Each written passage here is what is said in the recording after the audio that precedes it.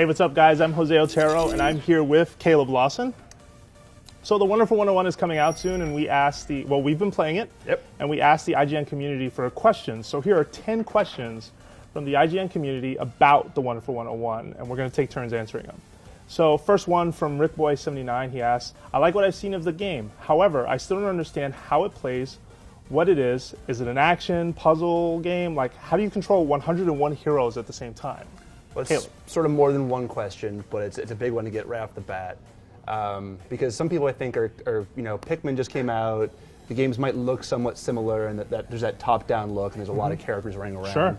Wonderful 101 is definitely an action game. It's a straight-up, through-and-through, combat-based action game.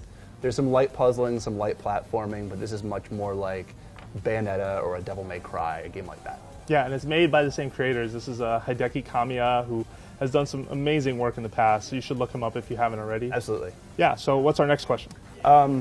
So you've been playing. I finished the game this morning, but you just got into it a couple days ago. That's right.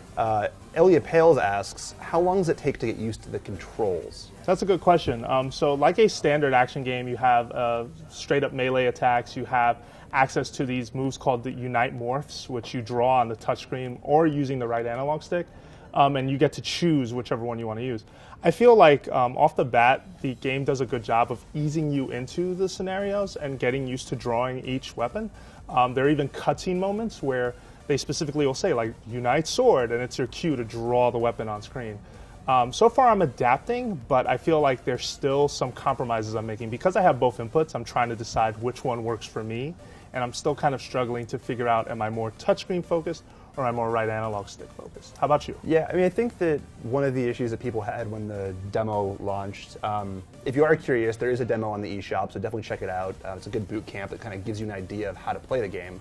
One of the issues people were having was they didn't grasp the controls right off the bat, which is understandable. I mean, like any combat action game, you need to learn what you're doing. You don't jump into Street Fighter and all of a sudden start busting out 17-hit ultra combos or whatever. Right, yeah, right. Similar sort of concept here. You got to start learning. By the time you finish the game, though, it's all second nature. I mean, I was busting out Unite Morphs left and right. It's awesome. Yeah. So to maybe answer your question a little more specifically, I'd say within an hour, I got the sort of idea down. The first stage does a good job of easing you into it, and then the second stage is more like the demo, which is on the eShop.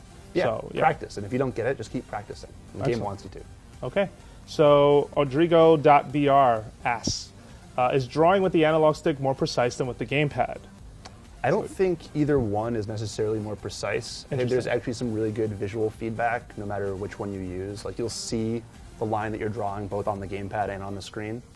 I think they're both precise. The stick is definitely faster. Yeah.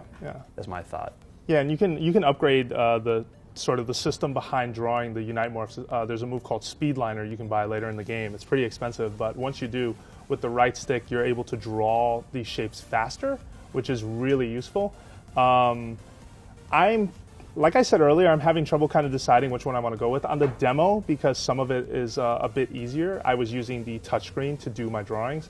But in the middle of all the chaos, I feel like the right stick seems like the faster option to go.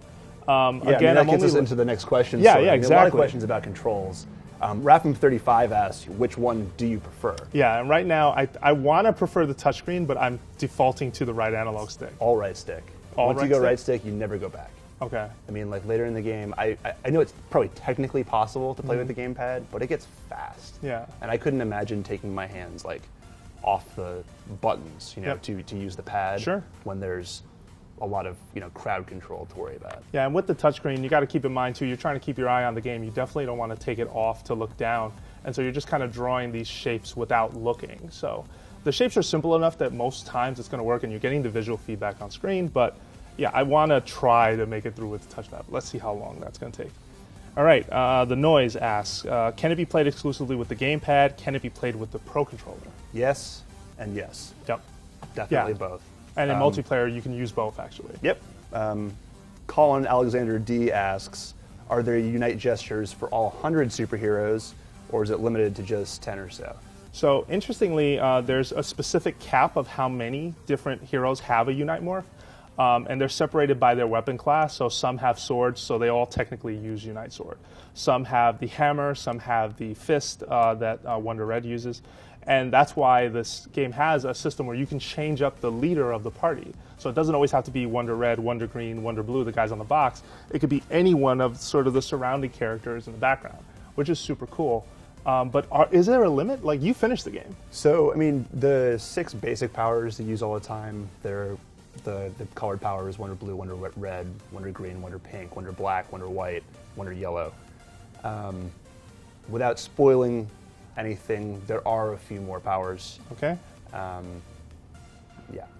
All right. So, Caleb, this is a good question for you because I have not finished it yet. Casey Rivera asks, how long is it? On normal, how long should it take to see the ending? So my game clock was right around 16 hours. Wow. Okay. And that's sort of just a straight playthrough, point A to point B. Mm-hmm. You know, puts around a bit playing with the combat, but there's a lot of game there. Sure, sure. And, you know, of course, being a combat-based action game, you unlock further difficulties, you want to go back in and open up more areas. There's a lot to do. But yeah, 16 hours first run through. Okay. And there's also a mission mode and other places you can spend your time, so that could be pretty interesting. Which leads to the next question, Nice. which is Nitzan Z asks, is there multiplayer and how does it work? So they have, and this is currently on the demo as well, that's on the eShop, but they have a mission mode where you can sort of test out and basically activate multiplayer. They can just join in. Everyone has to use a Pro Controller, though. No one's going to get away with using just the Wii Remote because you need a second stick in order to draw on the other controllers. The way it works so far is cooperative. Caleb and I played a little bit this morning, but we're going to have a sort of detailed commentary video talking about multiplayer next week on IGN. Yeah. Cool. And sorry, I forgot. It's my next question. Paranoia Agent 290 asks, now get ready for this question. Okay. Is the game epic as hell? Breaking space and time, you know.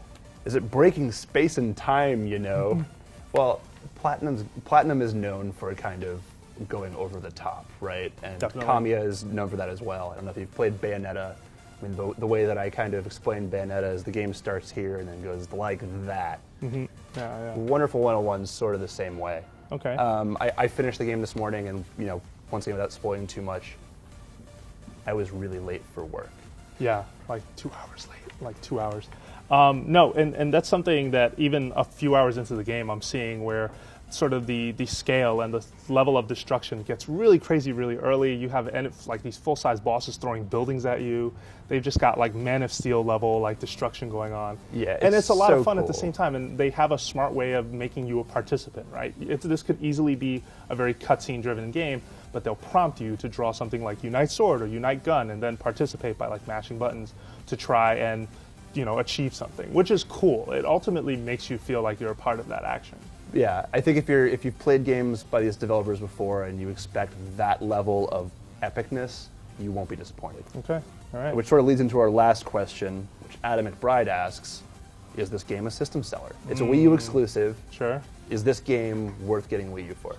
See, I don't know, man. This is tough because I feel like the idea of the system seller is a tough thing for anyone because this is such a genre-specific game. It's a hardcore game made by a hardcore game creator. And ultimately, if you are that gamer, absolutely, this would be something that you should jump in on. However, if you're not, if you're not into the action game and sort of the crazy level that Platinum will take those games, I don't think this is for you because it's just so difficult. Yeah, I mean, they did make it very accessible with easier difficulty modes. That's right. With the gamepad controls, but at the same time, I think in order to really get what the game is offering, you need to be able to really dig into it. Sure, this is a genre title. Yeah. I mean, for me, I did buy my Wii U for this and for Rayman. Yep. Those were both originally launch window games. Sure. Here we are a year later, and finally, I'm really excited to be a Wii U owner. But yeah, not necessarily for everyone. Sure, and I was on board when it was like Project P100, like in its early announcement days. So I think if this is your jam, if this genre is your thing, totally. Cool, man, and that's all our questions. So we're going to have a lot more Wonderful 101 coverage coming to IGN this week, so stick around.